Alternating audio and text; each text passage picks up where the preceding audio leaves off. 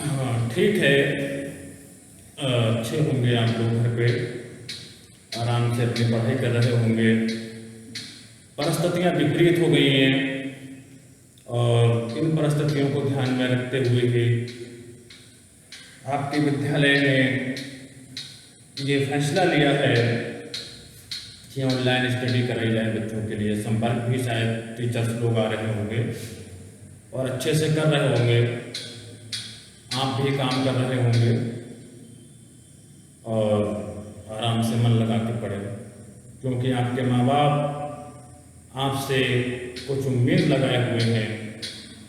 उस उम्मीद को नाउम्मीद में मत बदलिएगा, क्योंकि प्रत्येक माँ बाप पैसा देता है विद्यालय के लिए तो ये पूर्ण रूप से विचार कर लेता है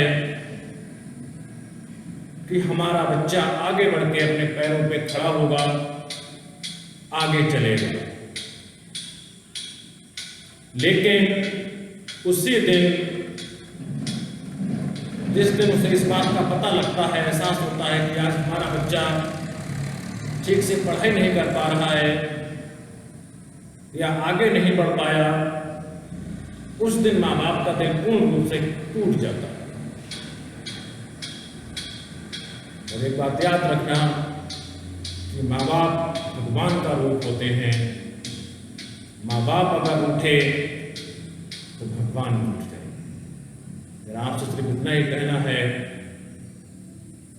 घर में रह के आराम से स्टडी कीजिए। कोई प्रॉब्लम हो रही है तो बेशक सब्जेक्ट टीचर से आप बात कर सकते हैं। ठीक है, मैं अपने टॉपिक पे आता हूँ। कक्षा 12 जीव विज्ञान चैप्टर का नाम है जनन स्वास्थ्य। उसके बारे में हम लोग चर्चा करेंगे। काफ़ी कुछ मैं इस बारे में बता चुका हूँ, फिर एक टॉपिक नया आ गया है आपके सामने रख रहा हूँ कि क्या पिछले 50 सालों में, जो 50 साल पिछले बीत चुके हैं, क्या उन 50 सालों में जनसंख्या वृद्धि, मृत्यु दर, इनमें कोई गिरावट आई है या बढ़ोतरी हुई है? इस बारे में हम लोग चर्चा करेंगे। मेरा क्वेश्चन समझ लीजिए कि क्या पिछले 50 सालों में मृत्यु दर और जन्म दर, इसमें कोई गिरावट आई है या बढ़ोतरी हुई है? इस बारे में हमें चर्चा करनी है।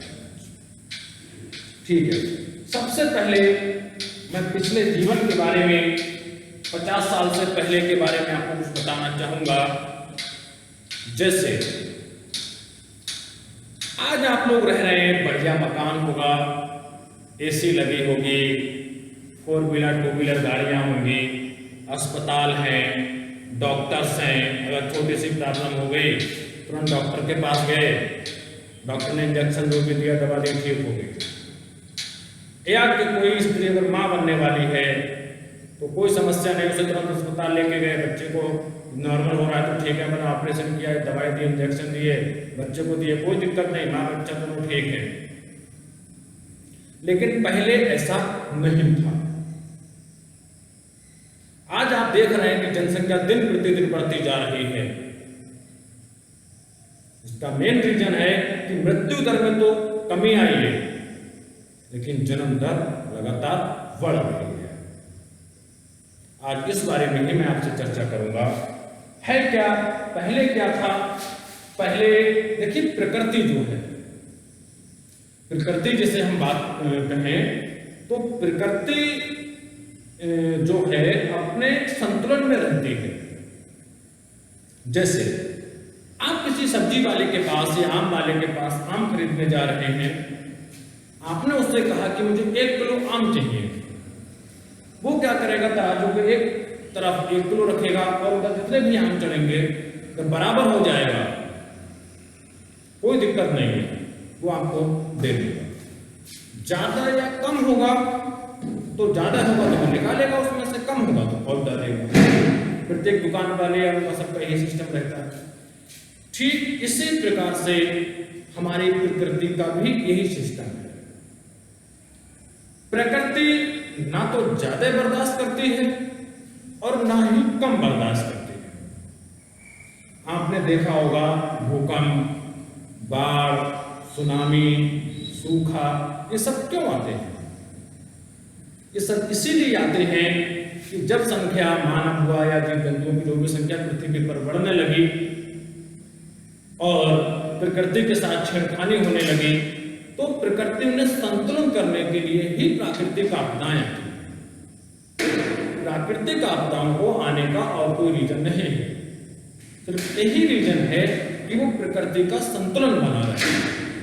क्योंकि हमारी जो पृथ्वी है वो एक नाव है, जल में तैर रही है। जैसे आपने देखा होगा कि एक नाव जब जल में तैरती है तो उस पर अगर ज्यादा वेट लगा दिया जाता है, ज्यादा वेट रख दिया जाता है, तो वो डगमगाने लगती है, एक समय से डूब जाती है। ठीक इसी प्रकार से हमारी पृथ्वी का भी यही है कि अगर इस पर भी ज्यादा मात्रा में जनसंख्या हो गई, ज्यादा मात्रा में जीव जंतु हो गए, तो ये भी डगमगा जाएगी और बिगड़ जाएगी। तो इस पर जीव जंतुओं को संतुलन बनाए रखने के लिए ही प्राकृतिक आपदाएं आती हैं। अब बात करते हैं पहले की। हम पहले मानव की जनसंख्या, जीव जंतु जनसंख्या इतनी नहीं थी, क्योंकि प्राकृतिक आपदाएं आती थी, लोगों के पास इतनी सुविधाएं थी नहीं। मान लिया किसी स्त्री ने बच्चे को जन्म देने वाली है और मान लिया बच्चा फंस गया या कोई भी बात हो गई, अस्पताल थे नहीं, तो बच्चा मर गया या स्त्री मर गई, जनसंख्या संतुलित रहती थी। या कहीं आपने देखा था उस समय कि कहीं सूखा पड़ गया या किसी जंगली जानवरों का अटैक हो गया या किसी का एक्सीडेंट हो गया, तो मर जाते थे लोग, कोई बचाने वाला कोई नहीं था। लेकिन आज मानव ने इस प्रकृति पर विजय प्राप्त कर ली है। वो इस प्रकृति को अपने अनुसार बना लिया है उसने, जिसके कारण आज मानव की जनसंख्या दिन प्रतिदिन बढ़ती जा रही है। आज एक इंसान ले लो, इसके हाथ पैर भी सब काट दिए जाएं, कोई दिक्कत नहीं, वो नॉर्मल जिंदगी जिएगा, फिर भी जीवित रहेगा। आपने देखा होगा एक्सीडेंट इतने होते हैं, अस्पतालों में लेके लोग जाते हैं, सब फट जाते हैं सब चारों तरफ से, फिर भी डॉक्टर बचा लेते हैं। तो जनसंख्या लगातार बढ़ रही है, लेकिन पहले ऐसा नहीं था। पहले इतनी सुविधाएं नहीं थी।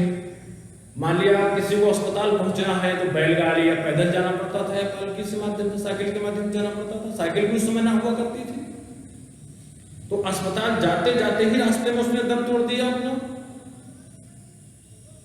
या किसी को कॉलरा, हैजा जैसी विभिन्न प्रकार की बीमारियां होती थी, इनसे दवा थी नहीं उस समय, तो विभिन्न प्रकार के लोग मर जाते थे और प्राकृतिक हमारा संतुलन बना रहता था। लेकिन आज ऐसा नहीं, क्योंकि इस मानव ने इस प्रकृति पर विजय प्राप्त करने के लिए क्या किया है, विभिन्न प्रकार के आविष्कार किए, दवाइयां खोजी, डॉक्टर बने और सब भयानक ऐसी बीमारियों से इलाज कर रहे हैं अपना। कोई भी बीमारी हो, हर समस्या का समाधान समझने के लिए, निपटने के लिए तैयार रहते हैं। इसीलिए आज इसकी जनसंख्या लगातार बढ़ती जा रही है।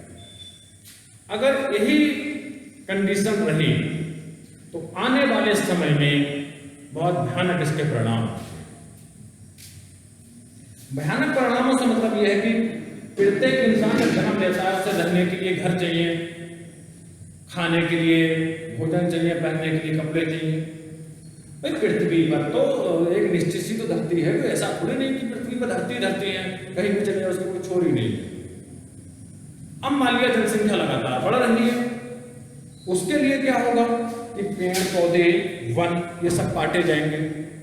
जब पेड़ पौधे वन काटे जाएंगे तो क्या होगा, पृथ्वी पर ऑक्सीजन की कमी होगी। जब ऑक्सीजन की कमी होगी तो सांस लेने में दिक्कतें आएंगी, सांस लेने में दिक्कतें आएंगी। जंगली जानवर जो वनों में रह रहे हैं उनसे मानव का आमना सामना होगा और विभिन्न प्रकार के लोग मरेंगे, मर रहे हैं। आज भी शेर चीता आते हैं, आपने देखा नहीं कितने लोग तो उस पर अटैक का शिकार करके जंगली हाथी का या शेर का निवाला बन जाते हैं।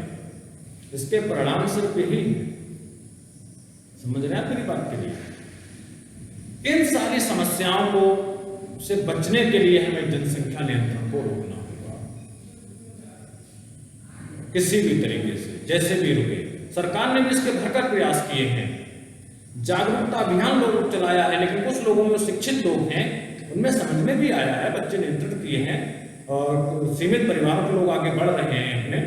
लेकिन पहले तो थे, पता नहीं कितने बच्चे जन्म ले रहे हैं, पता ही नहीं है, कोई समस्या नहीं, चल रहे हैं, लेकिन इसके परिणाम नहीं सोचते थे कि आगे इसके परिणाम क्या होंगे। मान लिया 4 बच्चे हैं, 4 बीघे जमीन है, एक बीघे जमीन ले ली, कोई दिक्कत नहीं है। मान लिया उनने 4 बच्चे पैदा किए, वो कहाँ रहेंगे? ये छत के ऊपर रहेंगे, आसमान में, जमीन के नीचे रहेंगे। वे किसी के पेड़ पौधे काटेंगे, वन साफ करेंगे। जब वन साफ करेंगे तो ऑक्सीजन भी खत्म होगी, कार्बन डाइऑक्साइड बढ़ेगी, टेम्परेचर बढ़ेगा। आप देखते हैं, आपके सामने परिणाम है कि गर्मी में गर्मी कितनी पड़ती है, भयानक, ठंड में ठंड कितनी पड़ती है, बरसात का पता ही नहीं, होगी तो होगी, नहीं होगी तो इतनी होगी कि तबाह हो जाएगी सारे फसलें खेत। अभी की बात ले लो आप, जब गेहूं की फसल हुई थी उस समय भी बारिश होने का कोई चांस नहीं रहता था, उस समय कोई बारिश नहीं होती थी, लेकिन इस बार इतनी बारिश हुई कि फसल को खत्म कर दिया। इस बार ठंड का ले लो, इतनी ठंड पड़ी है कि लोग पता नहीं कितना दम तोड़ दिया, गर्मी भयानक हुई है। अब बारिश का ले लो आप, तो ये सब मानव की ही देन। तो पिछले की बात करूं 50 सालों में, तो मृत्यु दर में तो गिरावट आई है और जन्म दर बढ़ी है, क्योंकि इस पृथ्वी पर मानव ने नियंत्रण कर लिया है, विजय प्राप्त कर ली है। वो जैसा चाहता है वातावरण को अपने अनुकूल कर लेता है। एसी लगा रखी है, गर्मी बढ़े कितनी कोई दिक्कत नहीं है, एसी कारें हैं, आप लोगों ने देखा होगा। तो इन सारी समस्याओं को देखने के लिए हमें सबसे मेन कारण है कि जनसंख्या वृद्धि को हमें रोकना होगा। अगर जनसंख्या वृद्धि नहीं रोकी गई तो आने वाले समय में इसके परिणाम जो हैं बहुत भयानक हैं।